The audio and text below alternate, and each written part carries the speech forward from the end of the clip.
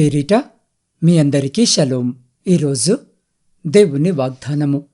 అక్కడ యెహోవా అతనికి ప్రత్యక్షమై, నీవు ఐగుప్తులోనికి వెళ్ళక నేను నీతో చెప్పు దేశమందు నివసించుము. ఆదికాండము 26వ అధ్యాయము 2వ వచనం. ప్రియులారా, ఈ దినము వాక్య ధ్యానములోనికి వెళ్లే ముందు తలలు వంచి చిన్న ప్రార్థన చేసుకుందాం. పరిశుద్ధుడవైన మా తండ్రి, ఈ శ్రమల కాలములో నీ పాదాల చెంతకు చేరుతున్నాం. ప్రభువా, మా స్వంత ఆలోచనల కంటే నీ చిత్తమే మేలైనదని మేము గ్రహించేలా చేయండి. అయ్యా, ఈ వాక్య ధ్యానము ద్వారా మా హృదయాలను సరిచేసి కరువు కాలములో కూడా నీవిచ్చే సమృద్ధిని పొందుకునేలా మమ్మల్ని నడిపించుమని నీ పాద సన్నిధిలో అడిగి పొందుకొని ఉన్నాము తండ్రి. ఆమెన్. ప్రియ సహోదరి సహోదరులారా, ఈరోజు జీవాక్యము వినిచిన మీ అందరికీ మన ప్రభువును ప్రేరక్షకుడైన యేసుక్రీస్తు శక్తి కలిగిన నామమున ఈ నూతన దినపు శుభములను వందనములను తెలియజేయుచున్నాను. ప్రియులారా, మనందరి జీవితాల్లో ఐగుప్తు మరియు కానాను అనే రెండు స్థితులు ఉంటాయి. ఐగుప్తు అంటే మన సొంత తెలివితేటలు, లోక సంబంధమైన భద్రత మరియు మనకు సులభముగా కనిపించే మార్గము. కాని దేవుడి సాకుతో అంటున్నాడు, నీవు ఐగుప్తులోనికి వెళ్ళక నేను నీతో చెప్పు దేశమందు నివసించుము అని. ఈ లెంట్ కాలమంటే మన మార్గాలను వదిలి దేవుని మార్గాలను వెతకడము. ఈ సాకుకు దేశములో కరువు కనిపించింది, కాని దేవునికి అక్కడ ఆశీర్వాదము కనిపించింది. మనం ఎక్కడికి వెళుతున్నామో అనే దానికంటే ఎవరి మాట వింటున్నామనేది ముఖ్యము. ప్రియులారా, ఒక ప్రఖ్యాత సేవకుడు తన జీవిత ప్రారంభములో ఎదుర్కొన్న అనుభవము ఇది. ఆయనకు విదేశాల్లో గొప్ప ఉద్యోగము, సుఖవంతమైన జీవితము లభించే అవకాశం వచ్చింది. అది ఆయన దృష్టిలో ఐగుప్తు. కాని ప్రార్థనలో దేవుడు ఆయనకు ఒక మారుమూల గ్రామములో ఉండి సేవ చేయమని కోరాడు. ఆ గ్రామములో సౌకర్యాలు లేవు, కరువు లాంటి పరిస్థితులు ఉన్నాయి. లోకము ఆయనను పిచ్చివాడని ఎగతాళి చేసింది. కాని ఆయన ఇస్సాకు వలె దేవుని మాటకు లోబడి అక్కడే ఉండిపోయారు. కొన్నేళ్ల తరువాత ఆయన సేవ ద్వారా ఆ ప్రాంతమంతా ఆధ్యాత్మికముగా, సామాజికముగా మారిపోయింది. ఆయన ఎక్కడైతే వెళ్ళకూడదని లోకము అనుకుందో అక్కడే దేవుడు ఆయనను నూరంతలుగా ఆశీర్వదించాడు. అవును ప్రియులారా, దేవుడు ఉండమన్న చోట ఎడారి అయినా అది ఏదేను తోటగా మారుతుంది. ఆయన వెళ్ళొద్దన్న చోట బంగారు గనులున్నా అవి వ్యర్థమే అని గుర్తుంచుకో. ఈరోజు దేవుడు చెప్తున్నాడు, మీరున్న ప్రదేశంలోనే ఉండండి, లేదా ఉన్న ఉద్యోగంలోనే, చేస్తున్న వ్యాపారంలోనే ఉండండి. ఏదో కొత్తగా చేద్దామని సమస్యల్లో పడకండి అని. ఈ రోజున వాక్య భాగములో దేవుడొక సలహా లేదా ఒక ఆజ్ఞ ఇస్తున్నాడు. ఎవరికి ఈ ఆజ్ఞ ఇచ్చేది అంటే అబ్రహాము కుమారుడైన ఇస్సాకుకు. ప్రియులారా, ఇస్సాకు కాలములో ఒక గొప్ప కరువు వచ్చింది. ఆ కరువును బట్టి అందరూ వారున్న ప్రాంతాన్ని విడిచిపోతూ ఉండగా ఇస్సాకు కూడా అలాగే కుటుంబ సభ్యులతో సహా వెళ్ళిపోవాలి అనే ఆలోచన కలిగి ఫిలిస్తీన్ల ప్రాంతములో ఉన్న గెరారు దగ్గరికి వచ్చాడు. ఆ ఊరి నుండి ఐగుప్తుకు వెళ్ళాలి అనే ఆలోచన ఇస్సాకుది. ఎందుకంటే ఐగుప్తు అభివృద్ధి చెంది ఉంది. అక్కడ ఈ లోకపరమైన జ్ఞానముతో వారున్నారు. అన్ని విధాలుగా మంచిగా అనిపించింది. ప్రియులారా, ఇస్సాకుకు తన హృదయంలో ఒక ప్రణాళిక కలిగి ఆ విధముగా చేయాలని అనుకున్నాడు. ఈ ప్రాంతంలో కరువు ఉంది, ఈ గెరారులో ఉన్న పెద్దగా ఏమీ ఆశీర్వాదాలు ఉండవు, ఏమీ సంపాదించుకోలేము, పైగా ఇక్కడ ఉండటము అంత మంచిది కాదు అనే తలంపుతో ఉన్నప్పుడు దేవుడు అతనికి ప్రత్యక్షమై పలుకుతున్నటువంటి మాట, ఇస్సాకు, నీవు ఐగుప్తుకు వెళదామని అనుకుంటున్నావు, కాని వద్దు, ఈ ప్రాంతంలోనే నివసించు, ఇక్కడే ఉండు, ఈ దేశమందు పరవాసివై ఉండు, నేను నీకు తోడయుండి నిన్నాశీర్వదించెదను అని. ఒక్కసారి ఈ సందర్భాన్ని మనము ఈరోజు ఆలోచించగలిగితే లేదా ఊహించుకుంటే ఇస్సాకు యొక్క ఆలోచన ముందే స్థిరమైనదిగా అయిపోయింది. నేను ఐగుప్తుకు వెళ్తాను, అక్కడ హాయిగా జీవిస్తాను అనే మనసుతో ఇస్సాకు ప్రయాణము మొదలుపెట్టాడు. కావలసిన ఏర్పాట్లన్నీ చేసుకున్నాడు. వారి సామాన్లన్నీ సర్దుకున్నారు. ప్రయాణానికి కావలసిన ఏర్పాట్లన్నీ అయ్యాయి. ముందస్తుగా డబ్బులు కూడా ఇచ్చేశాడు. ఇప్పుడేమో దేవుడు ఆగిపోమ్మంటున్నాడు. పైగా ఇదేమన్నా మంచి ప్రాంతము అంటే అది కూడా కాదు. తన భార్యకి ఈ యొక్క దేశము వలన ప్రమాదము ఉంది. ఇన్ని ప్రతికూలతలు ఉన్న ప్రాంతంలో దేవుడు ఉండమని అంటున్నాడు అని. అవును ప్రియ సహోదరి సహోదరులారా, మన జీవితంలో కూడా చాలాసార్లు మనం ఒక ఆలోచన కలిగి ఉంటాం.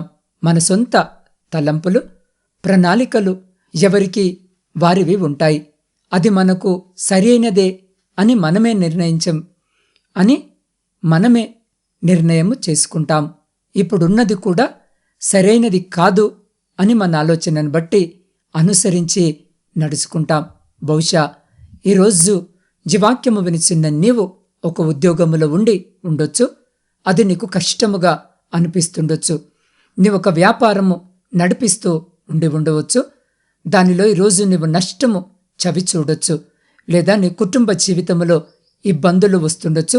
అత్త మంచిది కాదనో, కోడలు మంచిది కాదనో, ఇరుగు పొరుగువారు మంచివారు కాదనో, ఇక్కడ ఉండడమే అనవసరమని నువ్వనుకుంటూ ఉండొచ్చు. ఇలా నీ ఆలోచనలు, నీ ప్రణాళికలు నీకు ఉంటే దేవుని ప్రణాళిక వేరుగా ఉంటుంది. నువ్వు అటువంటి చెడు నిర్ణయాలు, హాని చేసే నిర్ణయాలు నువ్వు తీసుకోవద్దని దేవుడు నీకు ఈరోజు జ్ఞాపకము చేస్తూ ఉన్నాడు. నిజమే ప్రియ సహోదరి సహోదరుడా, ఇప్పుడున్న పరిస్థితి లేదా ప్రాంతము లేదా మనుషులు నిన్ను బాధ పెడుతూ ఉండొచ్చు, నీకు హానికరముగా ఉండొచ్చు. అయినా సరే దేవుడు నిన్ను ఆగిపోమ్మంటున్నాడు.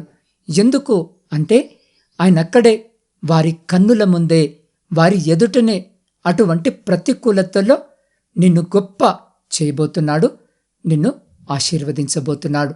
ఎవరో ఏదో చెప్పారని, ఎవరో నీకు ఆశ చూయించారని వారి మాటలు విని నీ సంసార జీవితాన్ని పాడు చేసుకోకు.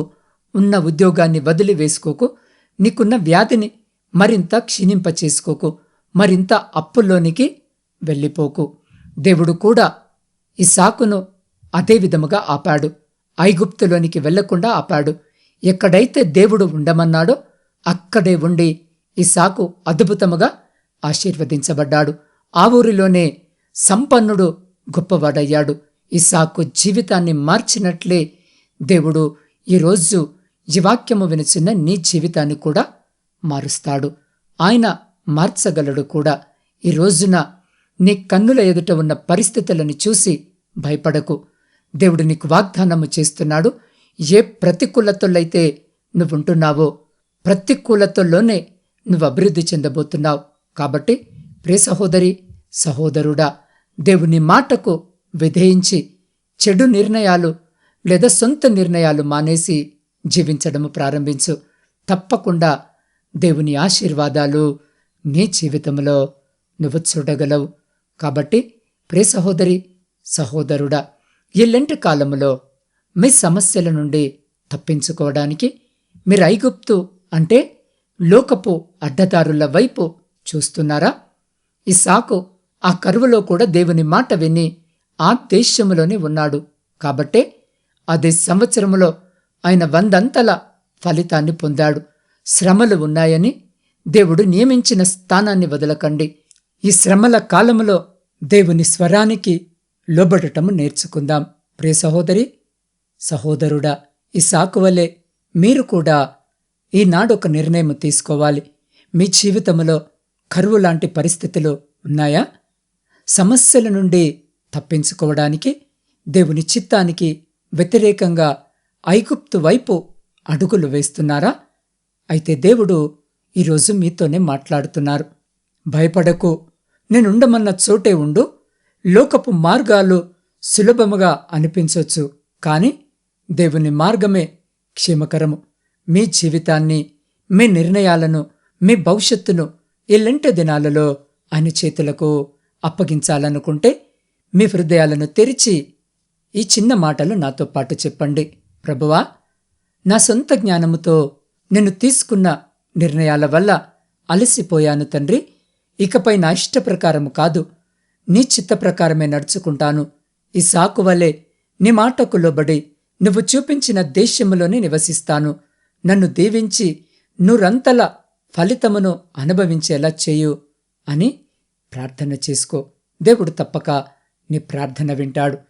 ఇస్సాకు లాంటి జీవితాన్ని మనము కలిగి ఉండేటటువంటి కృప దేవుడు మనకు దయచేలాగున ఇప్పుడున్న స్థితిలోనే తలలు వంచి కళ్ళు మూసుకొని నాతో పాటు ప్రార్థనలో ఏకీభవించండి.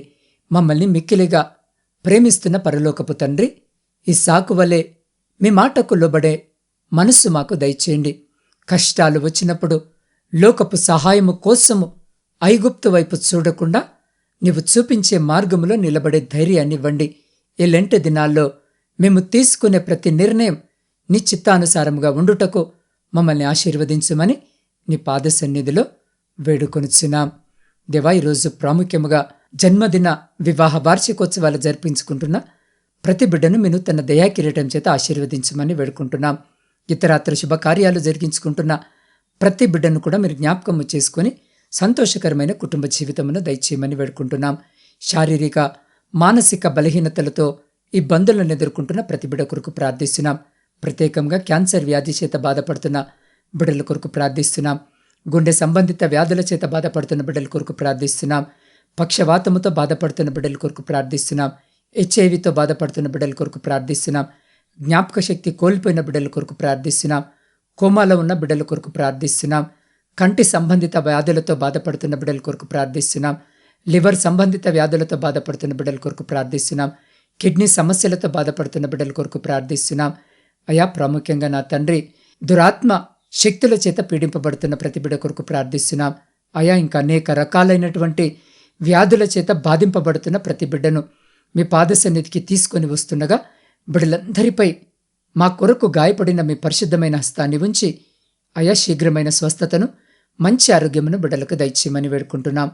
దివాయి సమయంలో ప్రాముఖ్యముగా కుటుంబ పోషణకై కుటుంబాలను వదిలి పరాయి దేశములో ఉండి నా తండ్రి కష్టపడి పనిచేసుకుంటున్న నా ప్రియ సహోదరి, సహోదరుల కొరకు ప్రార్థిస్తున్నా.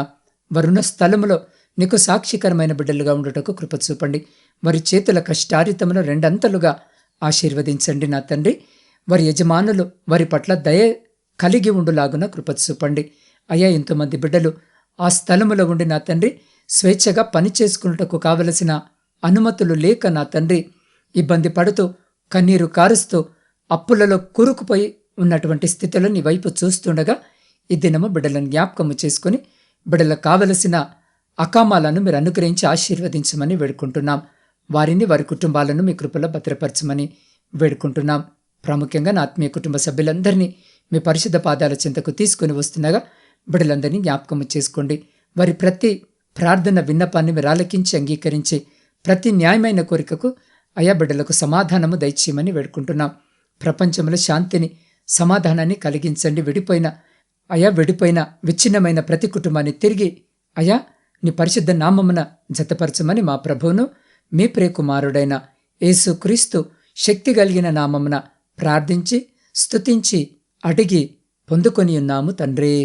ఆమెన్.